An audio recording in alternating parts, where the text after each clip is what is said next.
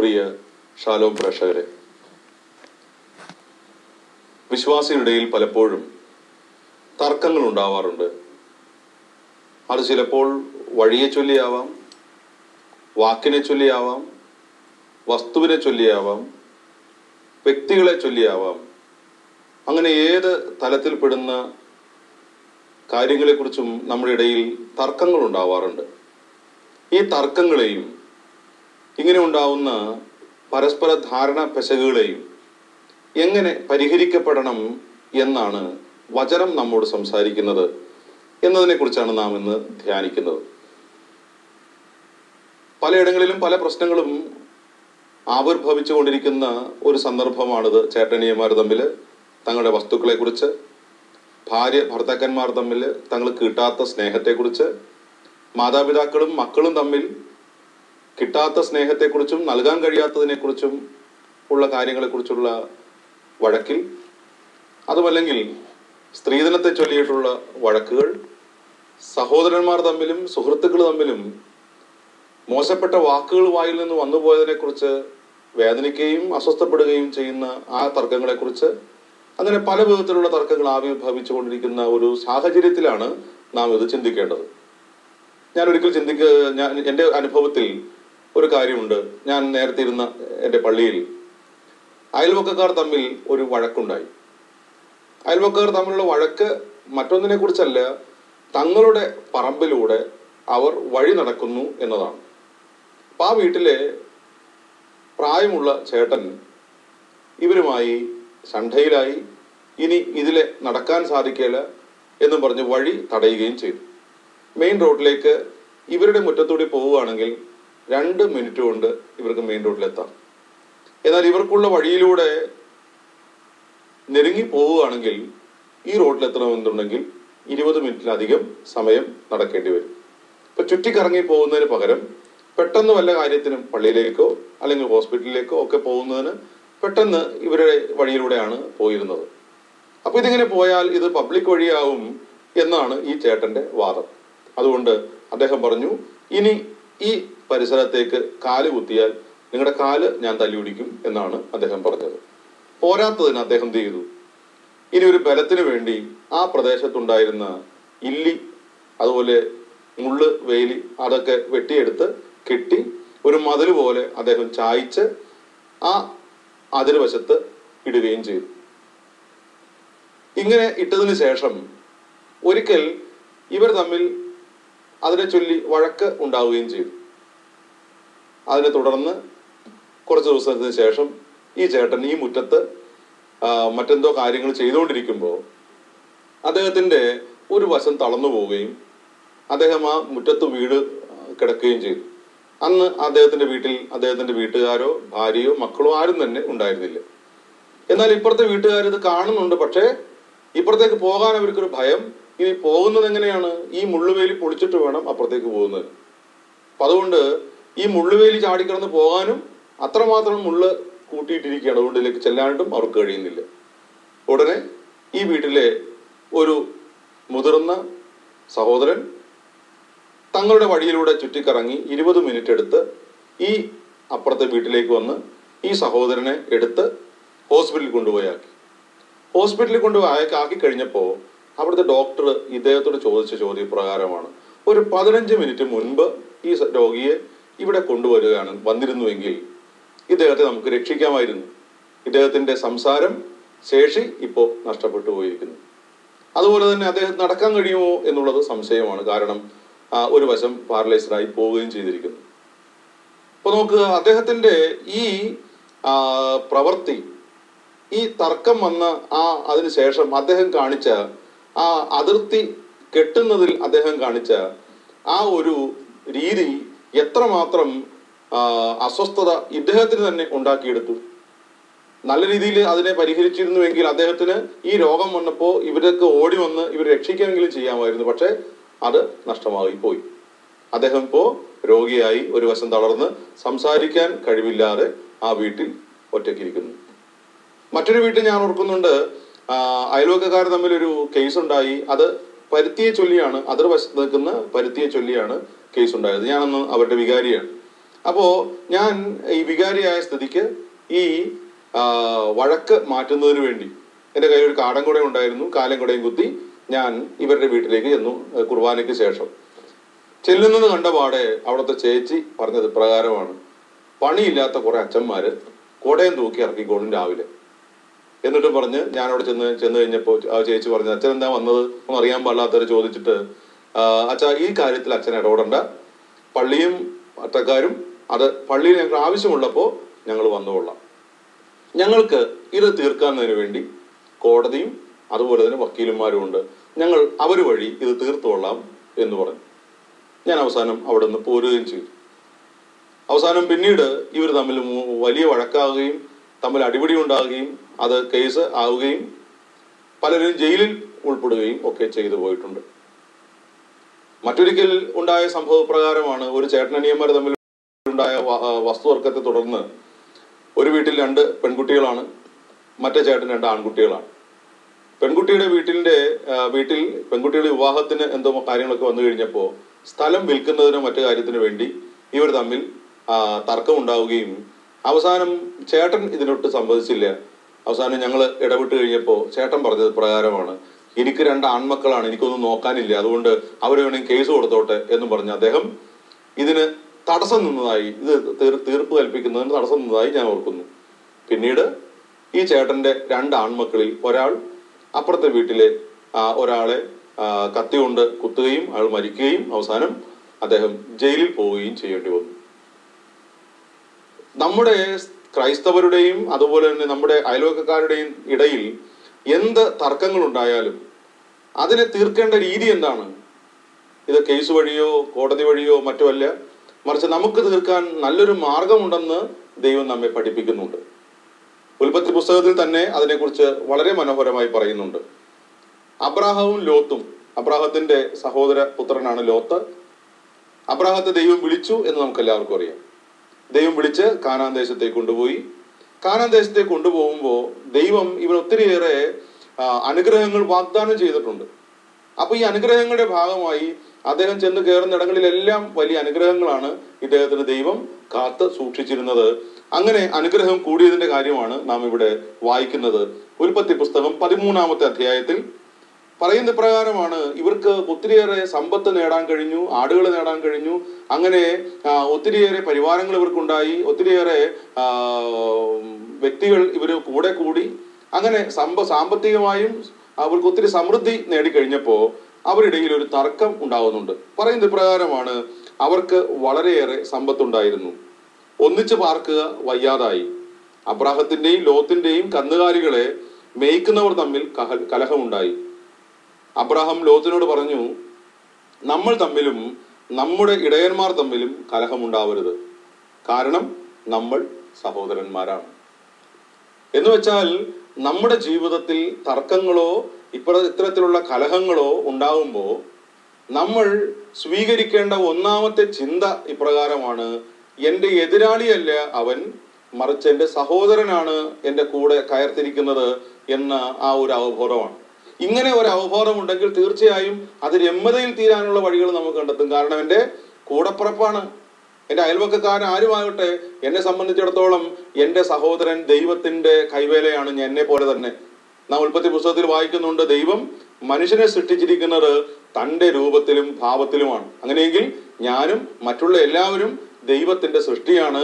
ദൈവത്തിന്റെ സൃഷ്ടിയാണ് നാമെങ്കിൽ നമ്മൾ തമ്മിൽ സഹോദരന്മാരാണ്. ഇങ്ങനെ ഒരു ബന്ധം കണ്ടെത്താൻ നമുക്ക് കഴിഞ്ഞാൽ പല പ്രശ്നങ്ങളെയും നമുക്ക് മാറ്റാൻ കഴിയുന്നു. പ്രശ്നങ്ങൾ തീരാത്തതിന് കാരണം എൻ്റെ ശത്രുവാണ് നീ എന്ന് ഞാൻ സ്വയം കണ്ടുപിടിക്കുന്നത് വഴിയാണ്.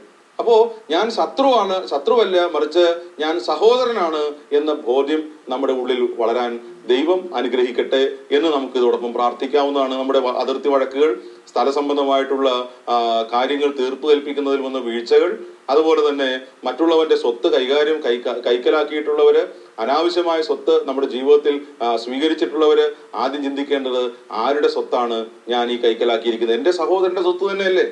അപ്പോൾ ഈ ഒരു തീരുമാനം നമുക്ക് വലിയ മാറ്റത്തിന് കാരണമാവും. അബ്രാഹാം പറഞ്ഞു പ്രകാരം നമ്മൾ തമ്മിൽ കലഹം ഉണ്ടാകാൻ പാടില്ല, കാരണം അത് കേൾക്കാൻ മറ്റാരും ഇഷ്ടപ്പെടുന്നില്ല. കാരണം നമ്മൾ തമ്മിൽ സഹോദരന്മാരാണ്. ഇതാ ദേശമെല്ലാം നിന്റെ കൺമുൻപിലുണ്ടല്ലോ. അപ്പോ ഈ 13-ാമത്തെ അധ്യായം 8-ാമത്തെ വാക്യത്തിൽ നമ്മൾ തമ്മിൽ സഹോദരന്മാരാണെന്ന് കണ്ടു. അതിനുശേഷം അടുത്ത വഴി അബ്രാഹാം കണ്ടെത്തുന്നത് പ്രകാരമാണ്, നീ ആഗ്രഹം വെച്ചിരിക്കുന്ന ഈ എന്താണോ അത് നീ എടുത്തുകൊള്ളുക. നീ എടുത്തതിന് ശേഷം ബാക്കിയുള്ളത് എന്താണെന്ന് വെച്ചാൽ എനിക്ക് മതി. ഈ ഒരു തീരുമാനത്തിലേക്കാണ് അബ്രാഹാം വരുന്നു ചേരുന്നത്. കാരണം നമ്മൾ സഹോദരന്മാരാണ്. ഇതാ ദേശമെല്ലാം നിന്റെ കൺമുൻപിലുണ്ടല്ലോ, എന്നെ പിരിഞ്ഞ് നീ പോവുക. ഇടതുഭാഗമാണ് നീ തിരഞ്ഞെടുക്കുന്നതെങ്കിൽ ഞാൻ വലതുവശത്തേക്ക് പോയിക്കൊള്ളാം. വലതുഭാഗമാണ് നിനക്കിഷ്ടമെങ്കിൽ ഞാൻ ഇടതുവശത്തേക്ക് പോയിക്കൊള്ളാം. ജോർദാൻ സമതലം മുഴുവൻ ജലഭൂയിഷ്ഠയുള്ള ഭൂമിയാണെന്ന് ലോത്ത് കണ്ടു. അത് കർത്താവിന്റെ തോട്ടം പോലെയും സോവാറിന് നേരെയുള്ള ഈജിപ്തിലെ മണ്ണ് പോലെയുമായിരുന്നു. അപ്പൊ എന്ന് വെച്ചാൽ ബാഹ്യമായ ദൃഷ്ടിയിൽ ഈ പറയുന്ന ലോത്ത് കണ്ടത് ബാഹ്യമായ ദൃഷ്ടിയിൽ ഫലഭൂയിഷ്ഠമായ മണ്ണായിരുന്നു. അതുകൊണ്ട് ലോത്ത് ചിന്തിക്കുന്നത് എന്താണ്? എനിക്ക് ഈ പറയുന്ന മണ്ണ് മതി, ഇത്രമാത്രം ഫലമൂല്യങ്ങളുള്ള ഈ മണ്ണ് തിരഞ്ഞെടുക്കുക എന്നതാണ് മാനുഷികമായി ഞാൻ ചെയ്യേണ്ട ഏറ്റവും വലിയ കാര്യം എന്ന് പറഞ്ഞ് ലോത്ത് താൻ അപ്പോ കണ്ട ഏറ്റവും നല്ല മണ്ണ് തന്നെ തിരഞ്ഞെടുത്തു. അബ്രാഹാം എതിർവശത്തേക്ക് പോവുകയും ചെയ്തു. നല്ല മണ്ണ് ലോത്തെടുത്തു, മോശമായ മണ്ണിലേക്ക് അബ്രാഹാം തരിശതുപോലെ കിടന്നിരുന്ന പ്രദേശത്തേക്ക് അബ്രാഹാം യാത്രയാവുകയും ചെയ്തു. പക്ഷേ ഒരു സംഭവം നടക്കുന്നത് ഇപ്രകാരമാണ്. ലോത്തിനൊപ്പം ദൈവം ഉണ്ടായിരുന്നില്ല, എന്നാൽ അബ്രാഹത്തിനൊപ്പം ദൈവം ഉണ്ടായിരുന്നു. എന്ന് വെച്ചാൽ ഈ അബ്രാഹാമിന് ഇത്രമാത്രം സമൃദ്ധി ചൊരിഞ്ഞ കർത്താവ് ഈ ലോത്തിന്റെ പ്രദേശത്ത് നിന്ന് അബ്രാഹത്തിന്റെ പ്രദേശത്തേക്ക് മാറി നടന്നു. എന്ന് വെച്ചാൽ ഈ പ്രദേശം മുഴുവനും തരിശു നിലമായി കിടന്ന സ്ഥലം മുഴുവനും പിന്നീട് അനുഗ്രഹത്തിന്റെ കാനാൻ ദേശം എന്നാണ് പിന്നീട് അറിയപ്പെടുന്നത്. കാരണം അത്രമാത്രം അനുഗ്രഹങ്ങളാണ് പിന്നീട് ഈ മണ്ണിലൂടെ ദൈവം പ്രവർത്തിച്ചുകൊണ്ടിരുന്നത്. അതേസമയം ലോത്ത് തെരഞ്ഞെടുത്ത ഭാഗമാവട്ടെ, ലോത്ത് തെരഞ്ഞെടുത്ത ഭാഗം പിന്നീട് ദൈവം തന്നെ അഗ്നിയും ഗന്ധവും ഇറക്കി അത് ഉന്മൂലനം ചെയ്യുകയും ചെയ്തു എന്നത്ര. അപ്പോൾ മനുഷ്യന്റെ ദൃഷ്ടിയിൽ വളരെ ഫലഭൂയിഷ്ടമെന്ന് തോന്നുന്ന കാര്യം ചിലപ്പോ ദൈവത്തിന്റെ ദൃഷ്ടിയിൽ ഏറ്റവും നികൃഷ്ടമായതാണ് എന്ന് ചിലപ്പോൾ നമുക്ക് തോന്നിപ്പോയേക്കാം. എന്ന് വെച്ചാൽ ഞാൻ കേസ് കൊടുത്തും മറ്റു കാര്യങ്ങൾ കൊടുത്തും പിടിച്ചടക്കിയും ഒക്കെ വെച്ചിരിക്കുന്നത് എൻ്റെ നന്മയ്ക്ക് പലപ്പോഴും കാരണമാവില്ല എന്ന് തന്നെയാണ്, പിന്നീട് നാശത്തിന് കാരണമാവും എന്നത് സുനിശ്ചിതമായ കാര്യമാണ്. ചിലരെങ്കിലും ഇപ്രകാരം വന്ന് പറയാറുണ്ട്, അച്ഛാ ഇട്ടുമൂടാനുള്ള പൊന്ന് ഞങ്ങൾ ഞങ്ങളുടെ പെണ്ണിന് വേണ്ടി ഒരുക്കി വെച്ചിട്ടുണ്ട്, പക്ഷെ ഞങ്ങളുടെ വീട്ടിൽ നല്ലൊരു കല്യാണം വരുന്നില്ല. ബൈബിളിലൊരു വീട്ടിൽ 7 പേരുടെ വിവാഹം നടന്നിട്ടില്ല, 30 വയസ്സ് കഴിഞ്ഞിട്ട് പോലും. അപ്പൊ അങ്ങനെയുള്ള ഒരു കുടുംബനാഥൻ പറഞ്ഞത് ഇപ്രകാരമാണ്, അച്ഛാ ഇട്ടുമൂടാനുള്ളതും ഒരുക്കമുള്ളതും എല്ലാം ഞങ്ങൾ ഉണ്ടാക്കി വെച്ചിട്ടുണ്ട്, പക്ഷെ ഒരു നല്ല കല്യാണക്കാര്യം ഞങ്ങളുടെ കുടുംബത്തിൽ വന്നു ചേരുന്നില്ല. ചിലർ പറയാറില്ലേ, ഞങ്ങൾ എല്ലാ സമ്പത്തും ഒരുക്കി വെച്ചിട്ടുണ്ട്, സ്ഥലമുണ്ട്, പക്ഷെ കല്ലിട്ടിട്ട് കല്ല് മുളക്കുന്നു പോലും ഇല്ല എന്നത്ര. എത്രയോ വർഷമായി തറ കെട്ടിയിട്ടിരിക്കുന്നു, പക്ഷെ അവിടെ നല്ലൊരു വീട് ഞങ്ങൾക്ക് വയ്ക്കാൻ കഴിയുന്നില്ല. എന്തുകൊണ്ട് ഇതിന് കഴിയുന്നില്ല എന്ന് പറയുന്നതിന് കാരണം ചിലപ്പോ ഈ ലോത്ത് തിരഞ്ഞെടുത്തതുപോലെ ഒരു തിരഞ്ഞെടുപ്പാണോ നാം ചെയ്തിരിക്കുന്നത്? എന്റെ സഹോദരനെ വേദനിപ്പിച്ചുകൊണ്ടും അവന് കിട്ടേണ്ടതായിട്ടുള്ള കാര്യങ്ങൾ ഞാൻ തടസ്സപ്പെടുത്തിക്കൊണ്ടുമാണോ ഞാൻ എൻ്റെ ജീവിതത്തിൽ ഇത് സ്വീകരിച്ചിരിക്കുന്നത്? അങ്ങനെയെങ്കിൽ തീർച്ചയായും നമുക്ക് തിരിച്ചു വരാനുള്ളതും ദൈവത്തിന്റെ സന്നിധിയിൽ വെച്ച് തിരിച്ചു കൊടുക്കാനുള്ള സമയമാണ്. അതുകൊണ്ടാണല്ലോ നാം പുതിയ നിയമത്തിൽ ഇപ്രകാരം വായിക്കുന്നത് ഒരു സക്കേവൂസിനെ കുറിച്ച്.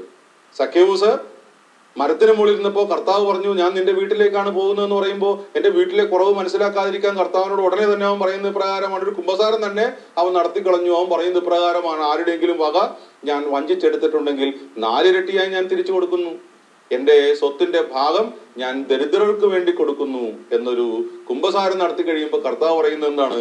ഇന്ന് നിന്റെ വീട്ടിന് സമാധാനം ലഭിച്ചിരിക്കുന്നു, ഞാൻ ഇന്ന് നിന്റെ വീട്ടിലേക്കാണ് കടന്നു പോകാനിരിക്കുന്നത്. നോക്ക്, കർത്താവ് കടന്നു വരാനുള്ള തടസ്സങ്ങൾ ചിലപ്പോൾ എൻ്റെ ജീവിതത്തിൽ ഉണ്ടെങ്കിൽ അതിനെ ഞാൻ പൂർണ്ണമായും മാറ്റണം. അന്യന്റെ സ്വത്ത് ചിലപ്പോ അവന്റെ അനുവാദം കൂടാതെയും അവന്റെ മനസ്സ് വിഷമിപ്പിച്ചു ഞാൻ എൻ്റെ ജീവിതത്തിൽ സ്വീകരിച്ചു വെച്ചിട്ടുണ്ടെങ്കിൽ അതിനെ വിട്ടുകൊടുക്കാൻ നമുക്ക് കഴിഞ്ഞില്ലെങ്കിൽ എൻ്റെ ജീവിതത്തിൽ ഏറ്റവും കൂടുതൽ അനുഗ്രഹത്തിന് കാരണമാവേണ്ട കാര്യം തന്നെ എനിക്ക് ശാപത്തിന് കാരണമാവുകയും ചെയ്യും. ഇവിടെ അതിന് മനോഹരമായ ദൃഷ്ടാന്തം കൂടെ കൊടുത്തിട്ടുണ്ട്. ഉൽപ്പത്തി പുസ്തകത്തിൽ 12-ാമത്തെ അധ്യായം 10 മുതലുള്ള വാക്യങ്ങളിലാണ്. അബ്രാഹവും ഭാര്യയും തമ്മിൽ ഒരുമിച്ച് ഇങ്ങനെ മുന്നോട്ട് പോയിക്കൊണ്ടിരിക്കുന്നു. അങ്ങനെ നെബോ എന്ന് പറയുന്ന സ്ഥലത്ത് വെച്ച് അബ്രാഹാം വീണ്ടും ഈജിപ്തിലേക്ക് പോകാൻ തീരുമാനിക്കുന്നു. നെബോയിൽ വെച്ച് അദ്ദേഹത്തിന് ഒത്തിരിയേറെ കുറവുകൾ, അതായത് ബാഹ്യമായിട്ടുള്ള കുറവുകൾ, വെള്ളമില്ല, ഭക്ഷണമില്ല, മറ്റു കാര്യങ്ങളൊക്കെ വന്നു കഴിഞ്ഞപ്പോൾ ഇങ്ങനെ ഒത്തിരിയേറെ കഷ്ടതകൾ നേരിട്ട് കഴിഞ്ഞപ്പോൾ അദ്ദേഹം വിചാരിച്ചു ഏതായാലും ഈജിപ്തിലേക്ക്, ഫലഭൂയിഷ്ടമായ നൈൽ നദിയുടെ ഭാഗത്തേക്ക് ഇനി യാത്രയാവാം എന്നും പറഞ്ഞ് അദ്ദേഹം ഇങ്ങനെ നൈൽ നദീ തീരത്തേക്ക്, ഈജിപ്തിലേക്ക് യാത്ര പുറപ്പെടുന്നുണ്ട്. അങ്ങനെ അവിടെ വെച്ച് പറയുന്ന പ്രകാരമാണ് 10-ാമത്തെ വാക്യം മുതൽ 12-ാമത്തെ അധ്യായം. അവിടെ ഒരു ക്ഷാമമുണ്ടായി, കടുത്ത ക്ഷാമമായിരുന്നതിനാൽ ഈജിപ്തിൽ പോയി പാർക്കാമെന്ന് കരുതി അബ്രാഹാം അങ്ങോട്ട് തിരിച്ചു. ഈജിപ്തിൽ എത്താറായപ്പോൾ ഭാര്യ സാറായിയെ വിളിച്ച് അവൻ പറഞ്ഞു, നീ കാണാൻ അഴകുള്ളവളാണ് എന്ന് എനിക്കറിയാം. നിന്നെ കാണുമ്പോൾ ഈജിപ്തുകാർ പറയും, ഇവൾ അവന്റെ ഭാര്യയാണ്. എന്നിട്ട് എന്നെ അവർ കൊന്നുകളയും, നിന്നെ ജീവിക്കാൻ അനുവദിക്കുകയും ചെയ്യും. അതുകൊണ്ട് നീ ഒരു കാര്യം ചെയ്യണം, അവിടെ ചെന്നിട്ട് എൻ്റെ ഭാര്യയാണ് നീ എന്ന് പറയരുത്, മറിച്ച് എൻ്റെ സഹോദരിയാണ് നീ എന്ന് പറയണം എന്ന് പറഞ്ഞു. അപ്പോൾ ഈജിപ്തിലെ ഫറവോ ഈ സുന്ദരിയായ പെണ്ണിനെ കണ്ട് ഈ അബ്രാഹത്തിന് അവിടെ സ്ഥലം കൊടുക്കുകയും മറ്റു കാര്യങ്ങളൊക്കെ കൊടുക്കുകയും അവന് വേണ്ട ജീവിക്കാൻ ആവശ്യമായുള്ള കാര്യങ്ങളൊക്കെ, അല്ലെങ്കിൽ അവൻ കൊന്നുകളയും എന്നൊരു പേടി ഈ പറയുന്ന അബ്രാഹത്തിനുണ്ടായിരുന്നുകൊണ്ട് ഒരു നുണ പറയാൻ ഈ സാറായിയെ പ്രേരിപ്പിക്കുകയാണ് അബ്രാഹാം ചെയ്യുന്നത്. പക്ഷേ ദൈവം ഇത് കാണുന്നുണ്ടല്ലോ. ദൈവം കാണുന്നു കഴിയുമ്പോൾ കർത്താവിന്റെ കണ്ണുകൾ എത്രയോ മഹത്വമാണെന്നുള്ള കാര്യം നാം മനസ്സിലാക്കണം. ഇവിടെ എന്താണ് പറയുന്നത്? ഇവിടെ പറയുന്നത് പ്രകാരമാണ്, അവർ ഈജിപ്തിലെത്തി, അവൾ കാണാൻ വളരെ അഴകുള്ളവളാണെന്ന് ഈജിപ്തുകാർക്ക് മനസ്സിലായി. അവളെ കണ്ടപ്പോൾ ഫറവോയുടെ സേവകന്മാർ അവളെ പറ്റി ഫറവോയുടെ അടുക്കൽ പാടി പുകഴ്ത്തി പറഞ്ഞു. അവൾ ഫറവോയുടെ കൊട്ടാരത്തിലേക്ക് ആനയിക്കപ്പെട്ടു. ഫറവോ അവളെ പ്രതി അബ്രാഹാമിനോട് നന്നായി പെരുമാറി. അവന് ആടുകൾ, കാളകൾ, കഴുതകൾ, ഒട്ടകങ്ങൾ, വേലക്കാർ, വേലക്കാരികൾ എന്നിവ സമൃദ്ധമായി ലഭിച്ചു എന്നാ പറയുന്നത്. എന്ന് വെച്ചാൽ ഈ പറയുന്ന പെണ്ണിനെ പ്രതി അബ്രാഹത്തിന് കൂടുതൽ കൂടുതൽ നന്മകൾ ഈ രാജാവിൽ നിന്ന് ലഭിച്ചു. പക്ഷെ രാജാവിന്റെ കാര്യം കഷ്ടത്തിലാവുകയാണ് ചെയ്യുന്നത്. രാജാവിന്റെ കാര്യം കഷ്ടത്തിലാവുന്നത് എങ്ങനെയാണ്? പക്ഷേ അബ്രാഹാമിന്റെ ഭാര്യ സാറായിയെ പ്രതി കർത്താവ് ഫറവോയെയും കുടുംബത്തെയും മഹാമാരികളാൽ പീഡിപ്പിച്ചു. എന്ന് വെച്ചാൽ തൻ്റെ ഭാര്യ സംഘത്തിൽ പെടേണ്ട അവളല്ല ഇവള്. കാരണം ഇവള് മറ്റൊരുവന്റെ ഭാര്യയാണ്. അപ്പോൾ മറ്റൊരുവന്റെ ഭാര്യയായിട്ടുള്ള അവന്റെ സമ്പത്തായിട്ടുള്ള ഈ ഭാര്യയെ തൻ്റെ സമ്പത്ത് ശേഖരത്തിൽ ഉൾപ്പെടുത്തിയാൽ ഏത് സമ്പദ് ശേഖരമാണോ ആ സമ്പദ് ശേഖരം നശിച്ചു പോവുക തന്നെ ചെയ്യും. കാരണം കർത്താവിന്റെ കൽപ്പനക്കെതിരായിട്ടുള്ള ജീവിതമാണ് ഇവിടെ അരങ്ങേറിക്കൊണ്ടിരിക്കുന്നത്. അപ്പൊ നാം മനസ്സിലാക്കേണ്ടത് പ്രകാരമാണ്, നമ്മുടെ ജീവിതത്തിൽ മറ്റൊരുവന്റെ ഇഷ്ടമില്ലാത്തതോ മറ്റൊരുവന്റേതായിട്ടുള്ള കാര്യങ്ങളോ എൻ്റെ ജീവിതത്തിൽ ഉണ്ടെങ്കിൽ അതെനിക്ക് നഷ്ടത്തിനും നാശത്തിനും കാരണമാകുന്നു എന്നത്ര. അപ്പൊ അങ്ങനെ നമ്മുടെ ജീവിതത്തിലേക്ക് നാം ചിന്തിച്ചു നോക്കി, എത്രമാത്രം അസ്വസ്ഥതകൾ നമ്മുടെ ജീവിതത്തിൽ അവശേഷിക്കുന്നുവെങ്കിൽ ചിലപ്പോ നമ്മുടെ ജീവിതത്തിൽ ഇതായിരിക്കില്ലേ ചിലപ്പോഴെങ്കിലും കാരണമാകുന്നത്. അങ്ങനെയെങ്കിൽ മറ്റൊരുവന്റെ സമ്പത്ത് മോഹിക്കുക എന്നത് വലിയ പാപവും വലിയ ഒരു കഷ്ടം തന്നെയാണെന്ന് കർത്താവും പഠിപ്പിക്കുന്നുണ്ട്. 10 കൽപ്പനയിൽ നാം വായിക്കുന്നതാണ്, അന്യന്റെ വസ്തുക്കൾ മോഹിക്കരുത്, അന്യന്റെ ഭാര്യയെ മോഹിക്കരുത് എന്നൊക്കെ പറയുന്നത്. കാരണം അങ്ങനെ മോഹിച്ചു കഴിഞ്ഞാൽ ഉണ്ടാവുന്നത് എന്താണ്? അങ്ങനെ മോഹിച്ചു കഴിഞ്ഞാൽ ഉണ്ടാകുന്നത് വലിയ ശാപവും നഷ്ടവും തന്നെയാണ്. അപ്പൊ നമ്മുടെ ജീവിതത്തിലേക്ക് നാം ചിന്തിച്ചു കഴിയുമ്പോൾ ഇവിടെ പറയുന്ന ഇപ്രകാരമാണ്, നമ്മുടെ ജീവിതത്തിൽ ഒത്തിരി തർക്കങ്ങളുണ്ട്, ഒത്തിരിയേറെ അസമാധാനങ്ങളുണ്ട്, ഒത്തിരിയേറെ വീഴ്ചകളുണ്ട്, ഒത്തിരിയേറെ കുറവുണ്ട്. ഈ കുറവും പോരായ്മയും ഒക്കെ മാറ്റണമെന്നുണ്ടെങ്കിൽ നാം ചെയ്യേണ്ടത് എന്താണ്? നാം ചെയ്യേണ്ടത് സത്കാര്യങ്ങൾ മാത്രം ചെയ്യാൻ നാം പഠിക്കുക. എസെക്കിയേൽ പ്രവാചകന്റെ പുസ്തകം 36-ാമത്തെ അധ്യായത്തിൽ മനോഹരമായൊരു വാക്യം പറയുന്നുണ്ട്. അത് ദൈവത്തിന്റെ അനുഗ്രഹം കിട്ടുന്ന മനുഷ്യനുണ്ടാവുന്ന വലിയ ഒരു കാര്യമാണെന്നാണ് ഇവിടെ വചനം പഠിപ്പിക്കുന്നത്. 36-ാമത്തെ അധ്യായത്തിൽ 33 മുതലുള്ള വാക്യങ്ങളിലാണ് നാം അത് വായിക്കുന്നത്.